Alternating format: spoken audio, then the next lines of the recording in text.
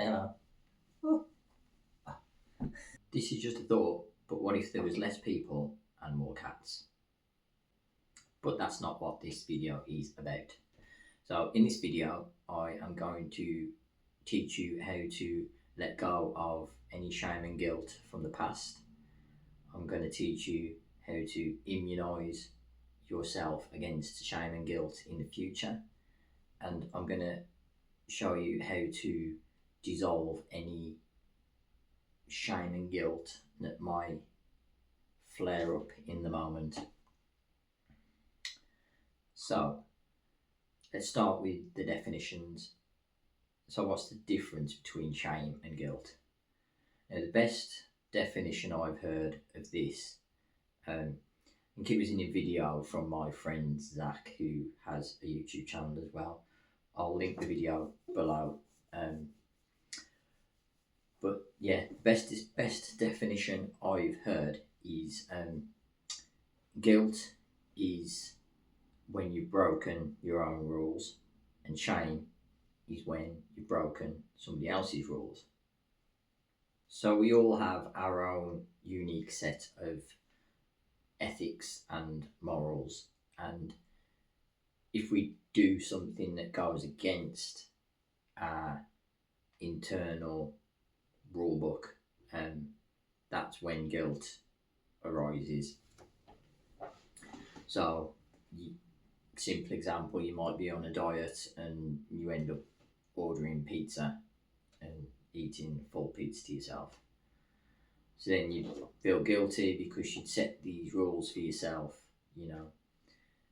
You set a standard for yourself, or you're aiming for a higher standard for yourself, and your actions haven't aligned with those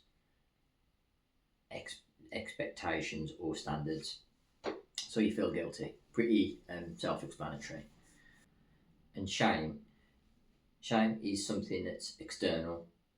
Guilt is something that's internal. It rises internally, organically, through us.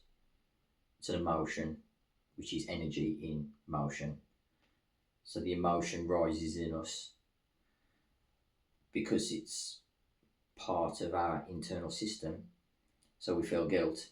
But shame is, that's like an attack from the outside. So shame isn't a natural feeling.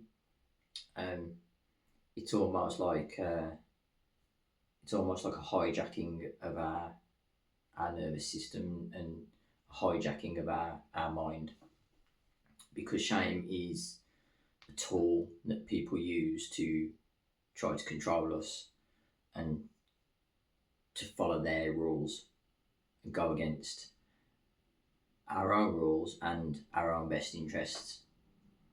So shame is used as a tool, whereas guilt is more of an organic, natural feeling. It's more of a healthy feeling, shall we say, whereas shame is like the shadow side of guilt, let's say. And the thing with shame is often used by bigger entities and institutions like governments and corporations and companies. They try to shame you into following their rules. Shame doesn't really work as a weapon interpersonally, like one-on-one. This is apparent when you look at the dynamics between vegans and meat eaters, for instance. Now, if a vegan tries to shame a meat eater into changing their ways and stopping eating meat, it never works. It never works. And it's the same with anything. Or if a parent tries to shame their child into not taking drugs or drinking or whatever, it doesn't work. The child just rebels. People rebel against it because they see it as an attack, and rightfully so, because it is an attack. And when people are attacked, they get defensive, and as Teal Swan says, it activates people's protector personas, which is just like a fancier way of saying people get defensive. So one-on-one, interpersonally, shame rarely works as a tactic for enforcing other people's rules. It's pretty good on a societal level, when there's that distance and there's more pressure, because you can employ more people to apply that pressure, the peer pressure and social pressure and whatnot.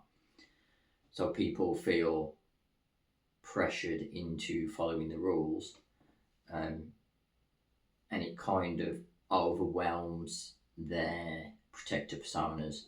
So if a government or an institution or a school or an entity like that tries to shame a person into following their rules, it's often effective because it's a numbers game. It's that person versus the whole institute, which could be like thousands, if not millions of people. If it's a whole society or a whole country, it could be millions of people against that one person. So that person just gets overwhelmed, and the protector persona just has no chance of defending themselves. So that's why people often cave in to shame from society, and they get shamed into falling in line and following the rules. But it doesn't work one-on-one. What often people do is they employ a different tactic. So they still use shame, but they package it in a Trojan horse. They package it as your guilt. So let's say somebody has, say you've broken somebody else's rule, and they want to make you feel guilty for that. They're going to try and guilt trip you. We've all heard of guilt tripping, but the reason it's called guilt tripping is this: it's not called shame tripping, it's called guilt tripping. So what they'll do, they'll package up their shame because they're projecting their shame onto you, or they want you to feel their shame for what you've done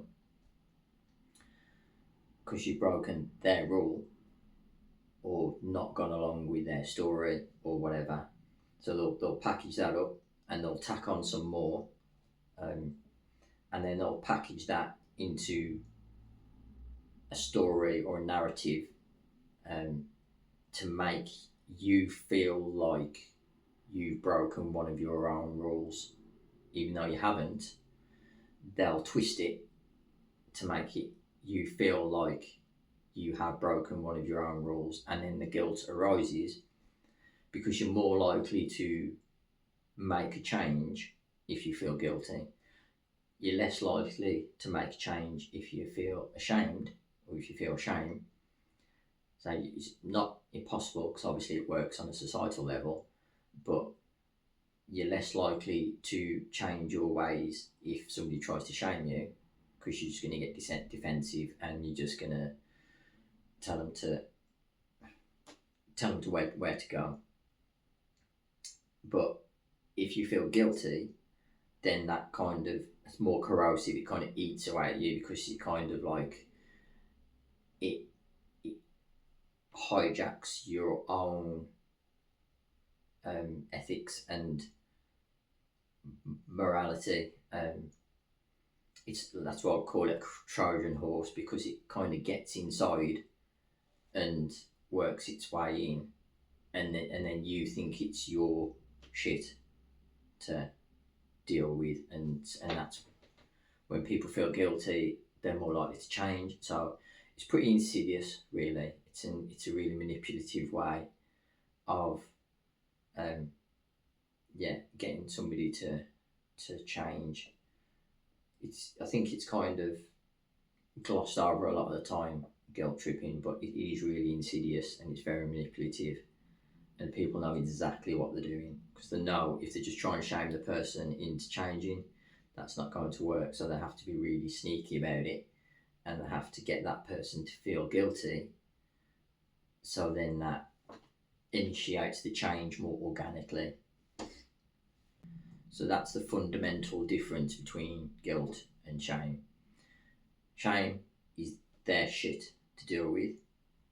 Guilt is your shit to deal with. So now we've kind of got that out of the way. When you feel guilty, give yourself some grace because it means you've kind of veered off track a little bit, but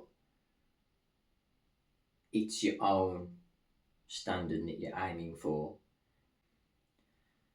So the reason you feel guilty is because you're a good person and you have standards, you have morals, you have ethics, and you kind of overstepped about one of your own boundaries. You've kind of not met your own standard, which is completely arbitrary for each of us. So this is why you need to cut yourself some slack, because sometimes we need to test those boundaries to see where the line is for our own personal morals and ethics. And a great example of this is with my own journey with veganism. I was vegetarian first and then I was vegan for a few years, and then I went back vegetarian for a year, and then after the year I wasn't comfortable in that space, so I became vegan again, and that's a perfect example of kind of testing your own boundaries and forming your own ethics and morals. You do have to kind of test, and sometimes you have to revisit. You have to revisit things just to be sure. So the guilt is, I won't say good, because I'm not going to put a moral judgment on a feeling. It's neither good nor bad. It just is what it is. It's a signal. It's a message from your body that you're out of alignment with you're out of alignment with your standards and your ethics and your morals, which again you set for yourself. You know, you're not following somebody else's rules, you're following your own. So it's just a message from your body that you're out of alignment. It's nothing more, nothing less. We don't have to call it good, we don't have to call it bad. It's data, that's what it is. It's a message.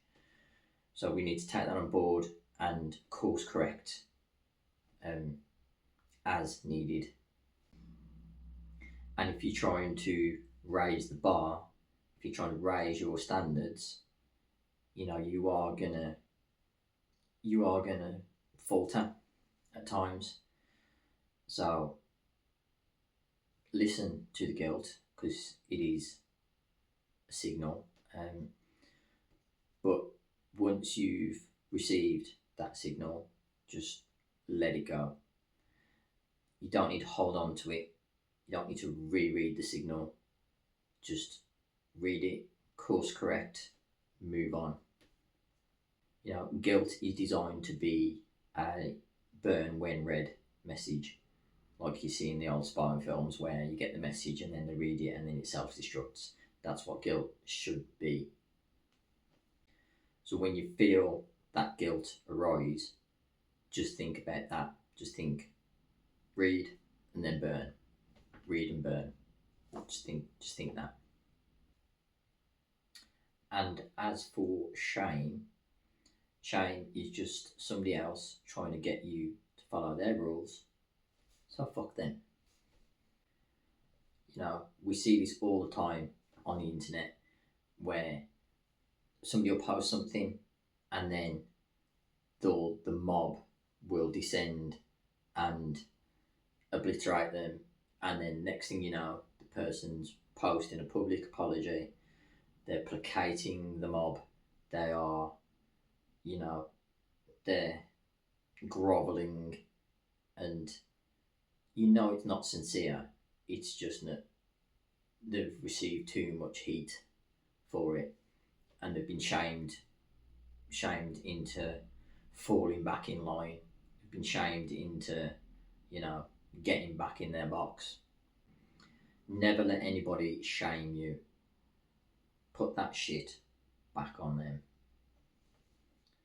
And a classic sign somebody's trying to manipulate you with a Trojan horse is the kind of language they will use. They'll should all over you.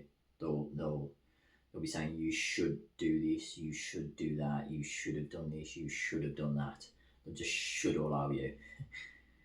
So if somebody's using that kind of language, it's a telltale sign that they are trying to manipulate you into feeling guilty, into following their rules, into falling in line, into going along with their narrative.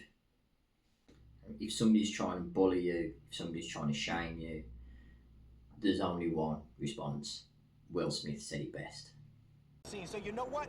Fuck you and fuck them and fuck everybody who got a problem with Mike Lowrey.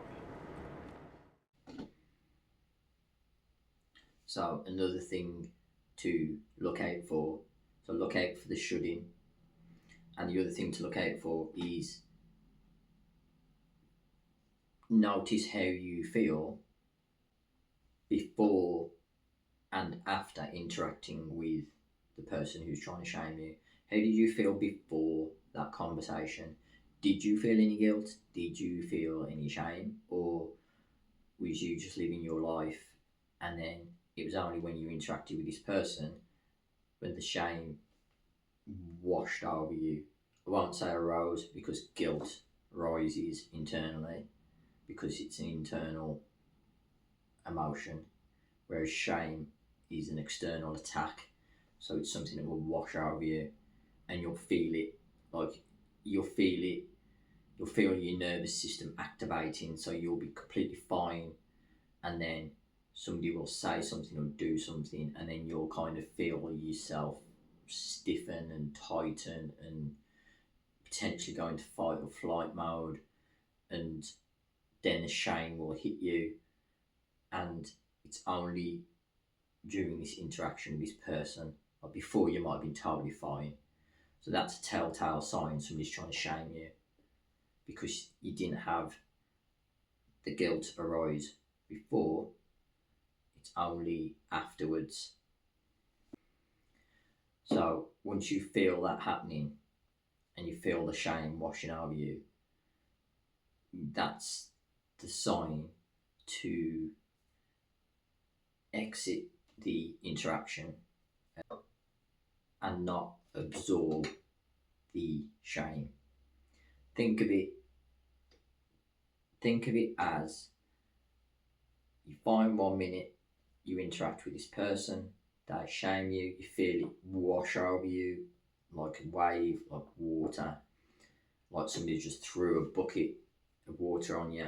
You're in fight or flight, you feel that knot in your stomach, you know, when somebody's trying to shame you. Don't let the water shame absorb into your skin.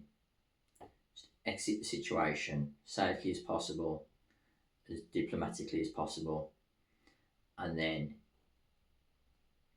don't do anything until you've calmed down. So you want to first focus on removing yourself from the situation, and then you want to focus on calming your nervous system, because when we're in fight and flight, we are operating from our lizard brain, our amygdala, so we can't use our prefrontal cortex, which is what we use for logic.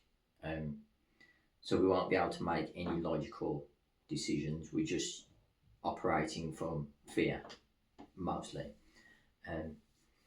So we're going to be really susceptible. So what you want to do, you want to get yourself out of that state. So do what you need to do to calm your nervous system, get yourself out of the fight or flight state, re-engage your prefrontal cortex, and then as soon as you have access to that, which is your thinking brain, first thing I want you to do is, I don't want you to replay the conversation in your head. I don't want you to second guess yourself. I don't want you to start thinking maybe I am at wrong here, maybe I am at fault. I want you to just say that is their shit, not my shit. That's for them to deal with, not for me to deal with. I want you to disown it. I don't want you to own it. You know, if it's our own shit, then we own it. We own our own shit. But if it's their shit, it's nothing to do with us. Reject it. Now, I want to add this one important caveat. This has nothing to do with like genuine boundary violations, which could potentially have been an honest mistake, which then obviously you would naturally, as a decent, normal person, you would apologise for. I'm not talking about things like that. I'm talking about the kind of people who use shame as a tool to manipulate you. Healthy people and healthy organisations do not use guilt to manipulate people. You know, if you've genuinely crossed somebody's boundaries and they're not healthy enough to communicate that in an emotionally mature way without using shame, then that's their shit to deal with. They need to learn to communicate better. You know, your priority is you. Your priority is protecting yourself and protecting your nervous system. You know, chances are, if you're watching this, you're a decent person, you've got good ethics, you've got good morals. Any infringements are going to be honest mistakes. You know, if anything, it's going to be skewed more towards, you know, trying to fend off those shame attacks, those Trojan horses. And, you know, you can remove yourself from the situation and you can focus on yourself, you can focus on regulating your nervous system, and you can put that shit back on them.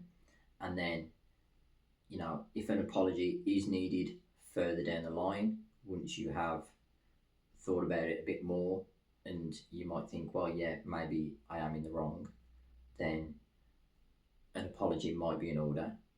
But that is not the first priority or the first course of action. First course of action is to protect yourself, and then if an apology is due, that can be paid further down the line. And if you have a genuine connection with that person and it's a mutually respectful relationship, which it probably won't be if they're trying to shame you in the first place, hint hint, then you can apologise further down the line. But this is kind of a tactic really for dealing with kind of abusive people and manipulative people in your life, whether that's your boss, a parent, a partner, or a child, or anybody you have a personal relationship with that uses shame as this tactic to keep you in line. These tools work really well. They've worked really well for me anyway. So there we have it. So guilt is a burn when read message, and shame is somebody else's shit to deal with. So hopefully this perspective has given you a few more tools to put into your emotional regulation kit. Hopefully it's given you a bit more clarity and a bit more discernment in judging the difference between guilt and shame. Hopefully you can incorporate and internalize this practice which it is a practice, you know, have some grace with yourself. So yeah, give it a try and let me know in the comments how it goes. And yeah, what if there was less people and more cats? Don't know, just a thought. Peace.